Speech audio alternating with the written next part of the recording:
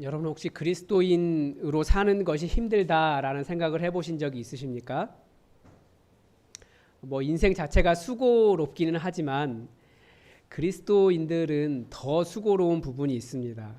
왜냐하면 다른 사람들은 이렇게 사는 것이 맞다라고 말하는데 사실은 그리스도인들은 심지어 그것마저도 거슬러 살아갑니다. 그것이 정말 맞는 것 맞아? 질문을 던지는 거죠. 세상이 옳다, 그것이 맞다라고 하는 일에 정말 그것이 맞은가?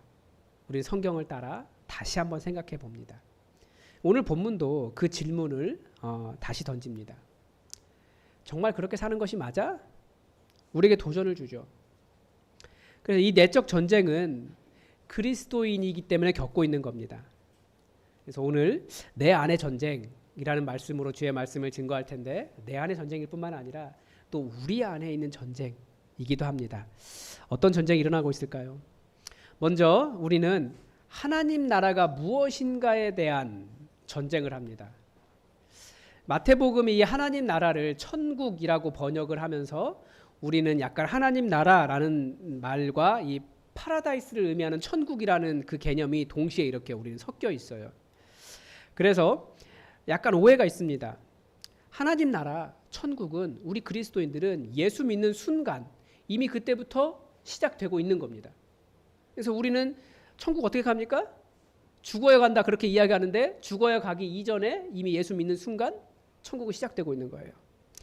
근데 문제는 뭐냐면 우리가 그 천국이 무엇인가 거기에 대한 오해가 있는 거예요. 그러니까 어떻게 하면 더 파라다이스를 만들 수 있는가? 더 살기 좋은 세상을 살아갈 수 있을까? 우리가 이거를 꿈꾸면서 그걸 천국이라고 상상한다라는 거예요. 근데 우리가 생각하는 천국은 주로 그런 거죠. 내 삶이 더 편해지는 것. 아니면 어떻게 하면 다른 사람 눈치 보지 않고 내 마음대로 살아갈 수 있을까? 이거 생각하는 것 같아요. 저는 운전하러 나갈 때마다 깜짝깜짝 놀라요. 그 신호 지키지 않고 그냥 무단횡단 하시는 분들이 막 지나갑니다. 네, 벌금 20만 원. 그분들은 마음대로 하고 싶은 거예요. 네, 이제 그런 곳을 우리는 천국이라고 생각해요. 또 혹은 나는 이것이 옳아 보이는데 왜 저 사람은 저렇게 생각하지? 뭐 이런 것들도 마찬가지예요. 그러니까 우리는 어떻게 하고 싶은 겁니까? 어떤 곳이 하나님 나라라고 생각하는 겁니까? 다 자기 마음대로 하고 싶은 거예요. 그런데 그것이 사실은 세상 사람들이 천국, 파라다이스라고 하는 곳에 영향을 받고 있는 겁니다. 그래서 우리가 세상 사람들이 파라다이스를 어떤 곳으로 정의하는지를 조금 생각해 보면 우리 안에 있는 전쟁을 조금 이해할 수 있어요. 그런데 세상 사람들이 생각하는 천국은 아이러니하게도 다른 종교에서 모든 종교는 사후세계 내지는 종교가 바라는 극락 뭐 그런 데가 있잖아요. 천국 이런 데가 있잖아요. 기독교와는 다르게 다른 종교들은 그 인간의 욕망을 종교적으로 포장해서 극대화시켜 놓은 것이 그 대상입니다. 그래서 불교나 뭐 가장 잘 볼 수 있는 게 이슬람이에요. 이슬람 같은 경우 천국 가는 방법을 뭐라고 설명하냐면 지하드 전사, 이제 여러 가지 방법이 있는데 6번째가 있는데 지하드 전사가 되어 순교하는 겁니다. 지하드 전사가 누군지 아시죠? 몸에 자폭, 폭탄 달고 나가서 그 공공장소에서 자폭해서 죽는 거예요. 아니면 다른 이교도들을 죽이는 거죠. 그렇게 순교하면 천국 간다고 이야기해요. 잠깐만 다른 이야기지만 우리 그리스도인들은 어떻게 구원받습니까? 명확하게 이해해야 돼요. 예수 믿어서 구원받습니다. 우리는. 그러면 또 한 번 더 밖으로 나가면 신천지는 어떻게 구원받는다고 이야기합니까? 신천지는 말씀을 알아야 구원받는다고 말해요. 그런데 그 말씀을 누가 해석한다는 거예요? 이만희가 해석한 말씀을 들어야 구원받는다. 이렇게 이야기합니다. 그러니까 말씀은 맞는데 거기다 이만희가 딱 들어가니까 문제가 되는 거예요. 그래서 이단인 거예요. 잘 명확하게 구분하시기 바랍니다. 아무튼 이 이슬람 지하드 전사가 순교하면 천국에서 얻을 보상을 몇 가지를 이야기해요. 들어보신 분들 계실 거예요.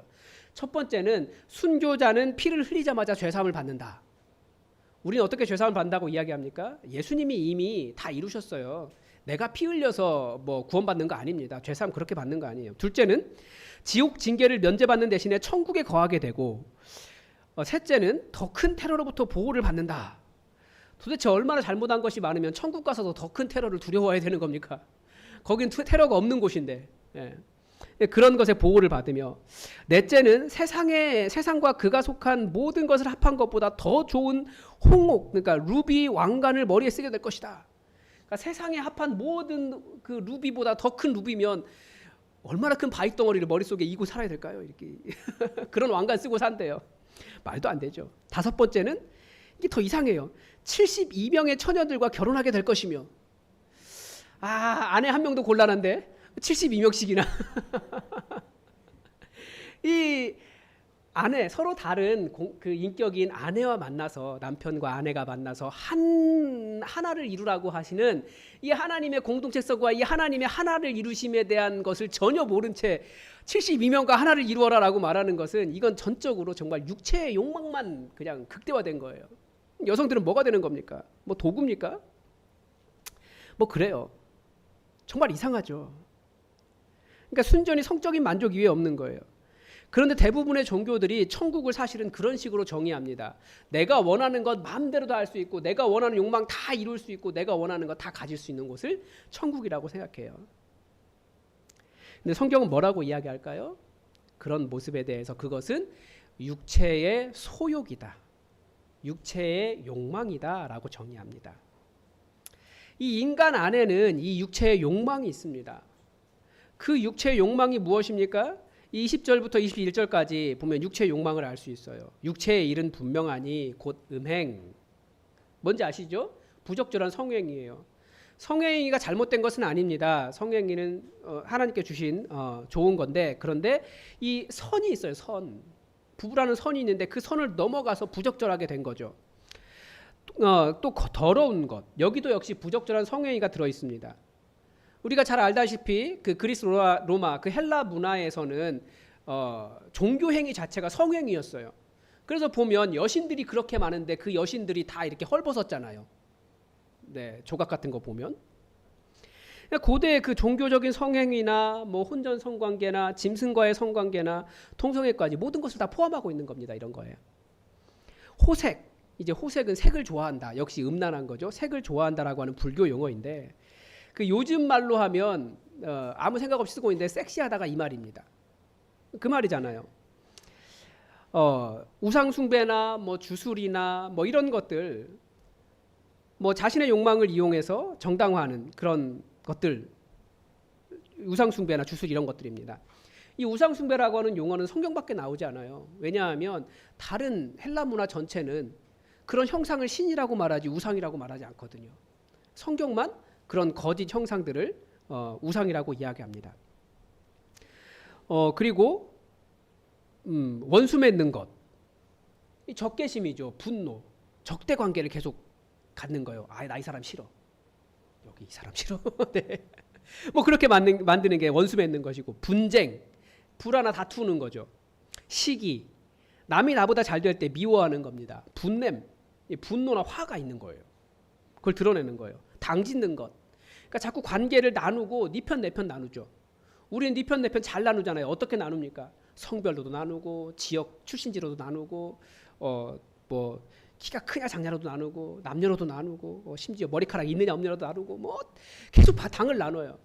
근데 그게 육체의 소욕이라는 거예요. 분열, 분쟁이죠. 한 마음 되기를 싫어하는 겁니다. 저 사람과 한 마음 될 필요가 없어 우리는. 이렇게 말하는 것이 육체의 소욕이에요. 다 보면 인간관계를 깨는 겁니다. 그 이단, 뭐 투기, 술 취함도 술이 나쁜 것이라고 말하지는 않아요. 성경은 정말 근심하는 자에게 술을 줘라라고까지 말하기도 합니다. 그런데 술에 취하는 게 문제죠. 그리고 이것은 그 앞에서 말한 음란, 뭐 방탕, 호색 이런 것과 다 연결되기 때문에 술 취하지 말라라고 이야기합니다. 뒤에 방탕함이 나오는데 이 방탕함이라는 단어도 항상 술 취함과 함께 나옵니다. 그러니까 술 취하면 어떻게 됩니까? 소리 지르고 자기 마음대로 하고 때리고 혹은 호기롭게도 이야기하고 막 그렇죠. 그런 모든 현상들을 다 포함하는 거예요. 또 뭐라고 이야기하냐면 또 그와 같은 것들이라. 그러니까 굉장히 많다라는 거예요. 엄청 많다라는 거예요. 예. 실제로 주변을 돌아보면 그렇게 사는 사람들이 많습니다. 심지어 그리스도인들 중에서도 이런 육체의 욕망을 절제하지 않고 이렇게 사는 것이 행복한 거야. 내 자존심을 세울 수 있는 거야. 라고 말하며 살아갑니다. 성적인 문제에 경계가 없고 성적으로 매력 있게 보이려고 노력을 하고 그리스도인들조차도 점보러 다니고 분노하고 화가 치밀어 오른 뭐 그럴 수도 있다고 생각해요. 그런데 노를 풀지 않고 시기하고 분열하고 술 취하고 왜 그렇게 살아갈까요? 거기에 바로 뭐가 있냐면 천국이 있다라고 생각하는 거예요. 그래서 우리 안에 뭐가 있는 겁니까? 영적 전쟁, 천국이 무엇이냐? 왜 천국이라고 이야기하냐면 제가 드디어 그 단어를 해석할 우리말을 찾았습니다. 제가 저번에 말씀드린 affection이라고 하는 단어예요. 좋아함이라고 하는 단어인데 때로는 욕망이라고도 이야기할 수 있고요. 여기서는 소욕, 육체의 소욕. 그러니까 내가 따라가는, 자꾸 그렇게 가려고 하는 경향이 있는 거예요. 왜 그러면 그게 좋기 때문에. 그것이 바로 이 affection이라고 하는 단어인데 우리 안에 그걸 따라가는 거예요. 그게 천국이라고 생각하니까. 천국은 그런 곳이 아니라 그런 곳이 천국이 아닙니다. 그런 건 분명히 육체의 소욕이에요. 내 마음이 그걸 원하는 거예요. 세상이 천국이라고 말한다고 해서 그렇게 사는 것이 좋은 것이라고 해서 무조건 따라가지 마십시오. 우리는 그 전쟁하는 겁니다. 하나님 나라를 유업으로 받지 못합니다. 우리는 그 전쟁하는 거예요. 세상 사람들이 소욕, affection, 소욕 그것이 옳다라고 말하는 것에서 정말 그러한가? 아니다. 우리는 말씀을 따라서 분별하면서 정말 하나님께서 원하시는 것이 무엇인지 따라가는 것, 내 안에 소욕을 바꿔가는 것이 우리 안에 있는 영적인 전쟁입니다. 또 하나는 그래서 우리 안에 있는 또 다른 전쟁은 성령을 따르지 않으려는 마음입니다. 육체의 소욕이 강하니까. 만일 25절에 보면 만일 우리가 성령으로 살면 또한 성령으로 행할지니라고 가르쳐 줍니다. 이 말은 우리가 성령으로 산다는 것이 성령을 따라가는 것이다 라는 말입니다. 이게 무슨 말일까요? 이 구절을 이해하기 위해서는 우리가 이 갈라디아서가 보여주고 있는 어떤 갈등을 이해해야 됩니다. 이 며칠 전부터 터키를 이제는 터키라고 부르면 안 되고 튀르키예라고 불러야 된다면서요. 그 다른 나라는 사실 이제 튀르크와 관계된 말로 불러요. 튀르키 갑자기 헷갈리네요. 튀르키예로 부르라고 이제 그러더라고요. 근데 이 튀르키예가 갈라디아 지방입니다. 그러니까 안디옥, 바울이 파송받은 안디옥 바로 윗지방이에요. 그리스 건너가기 직전에 있는 그곳이 이제 튀르키예인데 사도 바울이 1차 전도 여행에서 이들의 회당에서 복음을 전했습니다. 그러니까 이 시기의 교회는 아직 유대교와 완전한 분리가 되지 않았어요. 근데 그것은 유대교인들 생각이에요. 예수님은 우리 유대교 아니다. 우리는 교회다. 라고 해서 완전히 분리하면서 새로운 종교를 시작한 거거든요. 교회라고 하는. 그리고 그 교회가 하도 그리스도를 이야기하니까 기독교, 그리스도인이라고 불린 거예요. 그런데 사람들이 너희가 예수님을 믿고 하나님의 자녀가 되었느냐? 같은 하나님 부르니까 그러면 너희가 유대교인이다. 그러면 유대교의 율법을 지켜라. 이게 그 당시에 그 갈라디아 교회뿐만 아니라 주변 세계 그 디아스포라 교회들에게 있었던 오해였습니다. 이 유대교인이면 유대교의 율법을 지켜라 이런 것이 이제 착각인 거예요. 예수 믿어서 구원에 이르렀는데 왜 자꾸 율법 이야기하냐는 거예요. 그러니까 우리도 비슷한 이야기가 있죠. 우리도 착한 일을 해야 천국 간다라고 생각을 해요. 대체 착한 일이 어디까지 가야 착한 일입니까? 착한 일 하면 좋기는 하죠. 그런데 착한 일 때문에 구원받는 건 아닙니다. 우리는 예수 믿어 구원받는 거예요. 착해서 구원받은 거 아니었어요. 처음부터. 그래서 그 착한 일이 아까 육체의 소욕을 통해서도 보았지만 이 시기심이나 분노 이런 것이 다 내가 착하고 너는 나쁜데 왜 네가 더 보상을 받느냐 뭐 이런 것에서 나오는 거잖아요. 인간의 착한 행동으로 구원받을 수 있다면 다른 말로 인간이 어떤 경지에 이르러서 구원받을 수 있다면 불교나 도교나 유교나 다른 종교의 구원이 있다라고 말하는 것과 똑같은 이야기입니다. 더 착해져야지라고 하는 말. 더 착해져야지의 그 의미 자체를 모르는 거죠.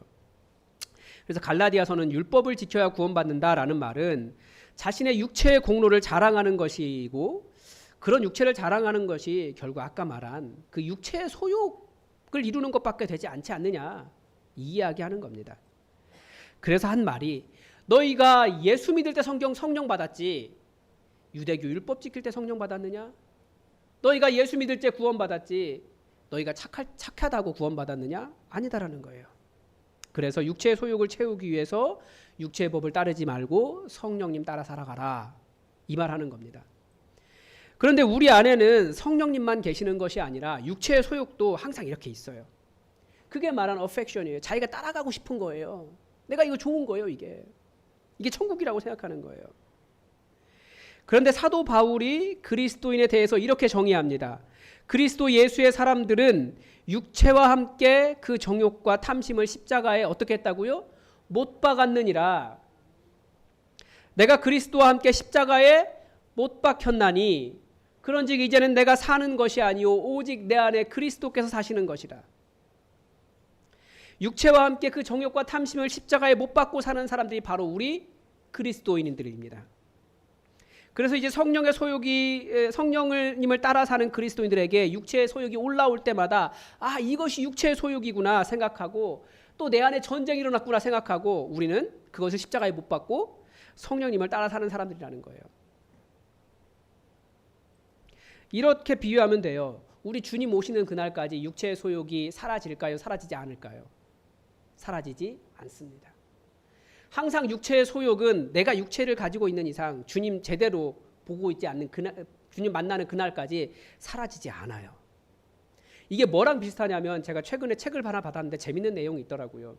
그 입 안에 세균이 이 치아를 썩게 하는 세균이 입 안에 몇백 가지가 있답니다.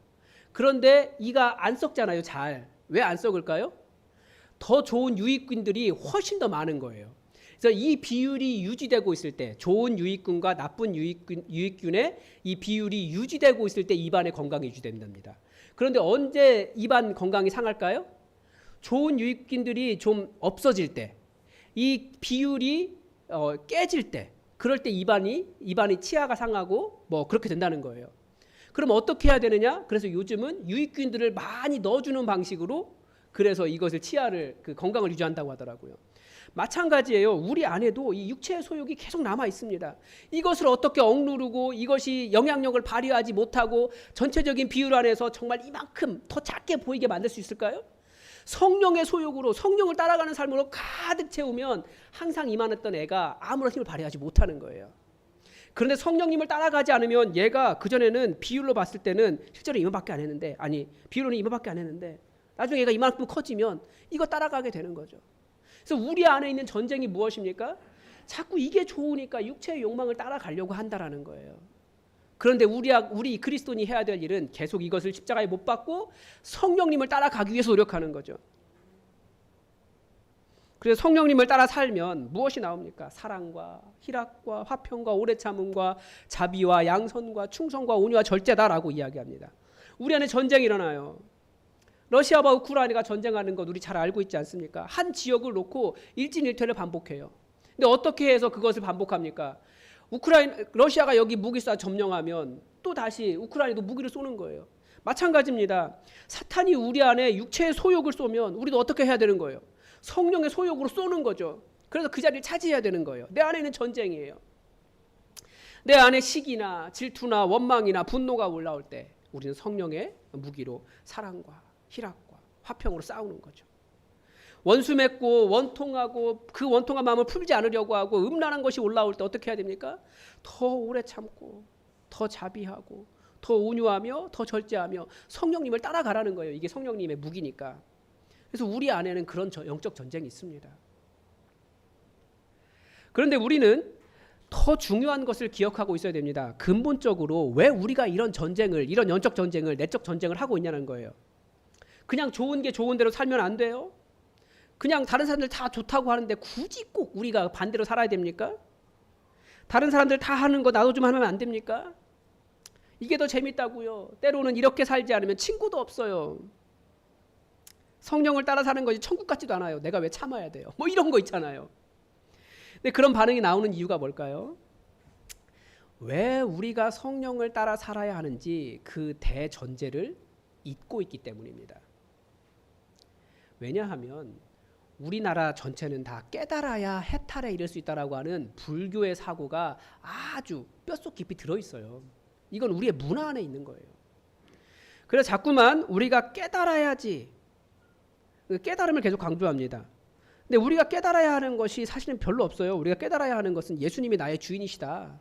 내 안에 육체의 소욕이 있는데, 영적 전쟁이 있는데, 이게 사탄이 주는 거구나. 내가 성령 따라가야지. 뭐 몇 가지 되지 않습니다. 그런데 교회들이 자꾸 깨달아야 된다. 그러니까 불교의 가르침 따라가는데, 예수님은 모든 사역의 결과로 눈에 보이는 교회라고 하는 공동체를 남겨두셨습니다. 성령님도 우리를 하나 되게 하시는 영이세요. 그러니까 우리가 가진 내적 전쟁을 잘 살펴보면 개인의 성장, 개인의 깨달음, 개인의 해탈을 위한 것이 아니라 서로 옆 사람과 잘 살 수 있는, 더불어 잘 살아갈 수 있는 사람, 정말 사랑하기 때문에 옆 사람과 함께 잘 살아갈 수 있는 사람에 대한 이야기를 하고 있다는 거예요. 육체의 소욕들은 나를 만족시키고 내 마음대로 하려는 것이고, 나만 옳다라고 나만 높다라고 말하기 때문에 내 마음에 안 들면 다 가만히 안 둬라고 말하는 것들입니다. 육체의 소욕을 잘 살펴보십시오. 다른 사람들을 이용해서 내 욕심 채우려고 하는 마음이 육체의 소욕입니다. 음행, 호색, 술 취함, 이단, 투기, 분쟁, 시기, 분노, 다 그렇지 않습니까? 함께 더불어 살아갈 수 있는 사람이 아니에요, 이런 사람은. 반대로 성령의 열매는 어떻습니까? 사랑이 많으면 사랑을 나누죠. 희락, 잘 생각해 보십시오. 정말 천국의 기쁨이 가득 찬, 희락이 가득 찬 사람을 만나보신 적이 있으십니까? 그 사람 만나면 정말 기분이 좋잖아요. 그리고 그 사람의 희락이 내게 옮겨와요. 그러니까 그 희락은 그냥 혼자만 막 기쁘고 즐겁다라고 말하면 그건 약간 제정신이 아닌 거예요. 그게 아니고 더불어 함께 살아갈 수 있는 사람이에요. 그 희락을 같이 전해줄 수 있는 사람. 화평, 말이 화평, 평화를 이룬다잖아요. 그러니까 분열과 다툼이 있는 곳에 화해와 평화를 만드는 거예요. 근데 분열과 다툼이 혼자 있습니까? 공동체에게 있는 거지. 그래서 그리스도 성령의 열매가 있는 사람들은, 성령을 따르는 사람들은 분열이 있는 곳에, 싸우는 곳에 가서 그들을 화해시키는 게 성령님을 따라가는 거예요.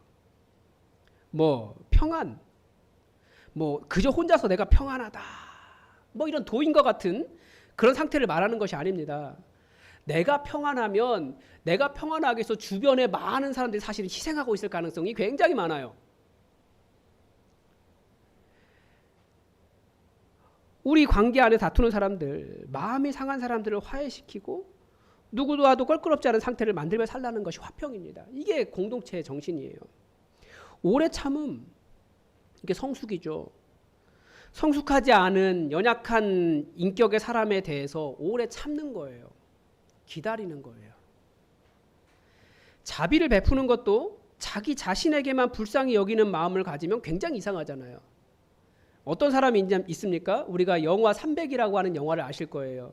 거기 무자비한 왕이 나오잖아요. 크세르크스라고 나오는데 그 사람이 누구냐면 우리 성경의 에스더의 남편입니다.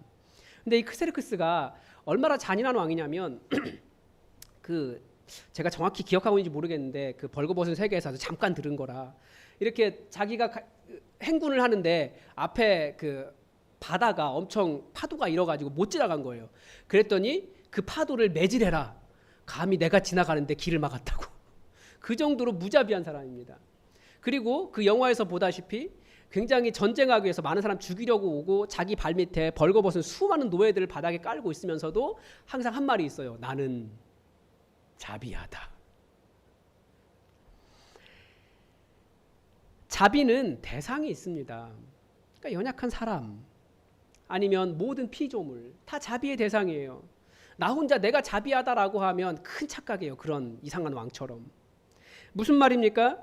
그 자비의 대상이 우리 공동체의 안에 있는 연약하고 정말 어려움 당하고 괴로운 그런 사람들 대상을 두고 있다라는 거예요. 그러니까 전부 다 무슨 이야기합니까? 나머지 성령의 열매들도 다 우리의 관계 안에 서로 우리가 부르심 받은 사람들이 함께 천국을 만들며 살아갈 삶의 방식에 대한 것을 이야기하는 거지, 그저 나 혼자 어떤 경지에 이르러야 한다라고 말하는 것이 아니라고요. 그러니까 내 안에 육체의 소욕이 올라와. 언제 올라오겠습니까? 형제와 자매가 보기 싫을 때 그 육체의 욕망이 올라오는 겁니다. 내가 그 사람을 용납할 수 없을 때 그런 욕망이 올라오는 거예요. 육체의 소욕이. 그래서 그때마다 십자가의 그런 육체의 소욕을 십자가에 못 박고 성령을 따라 살아가는 것이 그리스도인입니다. 그래서 우리가 읽은 본문 바로 앞에 13절부터 15절까지 한번 다 같이 읽어보겠습니다. 시작. 형제들아 너희가 자유를 위하여 부르심을 입었으나 그러나 그 자유로 육체의 기회를 삼지 말고 오직 사랑으로 서로 종노릇하라. 온 율법은 내 이웃 사랑하기를 내 자신같이 하라 하신 한 말씀에서 이루어졌나니 만일 서로 물고 먹으면 피차 멸망할까 조심하라. 그러니까 이 자유는 5장 1절부터 시작하는 겁니다. 그리스도께서 우리를 자유롭게 하려고 자유를 주셨으니 그러므로 굳건하게 서서 다시는 종의 멍에를 매지 말라. 그러니까 종의 멍에를 매지 않아야 되는데 그 육체의 종의 멍에를 매지 않고 해야 되는 일이 뭡니까? 그런데 오직 사랑으로 서로 종노릇하라. 너희가 자유롭다고 해서 피차 서로 물고 뜯고 맛보고 하지 말아라. 공동체 깨지 말아라 이 말이에요. 그러니까 이 육체의 소욕이라고 하는 것, 공동체 깨는 것이 육체의 소욕이에요. 미워하고 용서하지 않고 사랑할 줄 모르고 자기만 기뻐하려고 하고 그거 공동체 깨는 거라는 거예요. 그렇게 하지 말아라. 굳건하게 서서 다시는 종의 멍에를 매지 말아라. 자기만을 위해 살지 말아라. 이런 말입니다. 그러니까 자유라는 단어도 좋은 거고 종의 멍에도 깨달음을 주는 단어지만 예수님께서 이루신 우리가 이루어야 할 하나님의 나라가 바로 이 교회라고 하는 공동체라고 하는 이 배경을 이해하지 못하면 왜 자유를 주셨는지, 왜 성령을 주셔서 성령을 따라 살게 하셨는지, 우리가 왜 우리의 육신도 우리의 탐욕도 정욕도 십자가에 다 못 박아야 되는지 우리가 반도 깨달지 못한 거예요. 아니요, 전혀 깨닫지 못한 거예요. 이 공동체를 생각하지 못하면. 공동체, 교회, 바로 옆에 있는 사람이 이 성령을 따라갈 대상이라는 겁니다. 성령으로 살면 또한 성령을 따라 살아라. 헛된 영광을 구해서. 그래서 오늘 본문의 마지막에도 그렇게 되어 있지 않습니까? 헛된 영광 구해서 서로 노엽게 하거나 서로 투기하지 말아라. 그러니까 우리의 전쟁은 뭐냐면 계속해서 이 사람 마음에 안 들어. 그것에 대해서 아니야. 그 사람 사랑해야 되는 거야. 이거 하려고 우리가 부르심 받았다라는 거예요. 한국 사람들에게는 곤조가 있죠. 그게 뭡니까? 내가 마음에 안 드는 사람 절대 저 사람하고 밥도 안 먹을 거야. 내가 절대 저 사람 용서 안 해. 내 끝까지 어디까지 가나 한번 보자. 이게 한국 사람들의 곤조예요. 아니에요. 그게 정확하게 아주 정확하게 이 육체의 소욕을 보여주는 겁니다. 그리고 그게 우리 안에 있는 내적 전쟁이어야 되는 거예요. 사람들은 다 그렇게 사는 것이 그래 너 강인한 사람이야 라고 이 땅은 가르쳐주지만 아니요.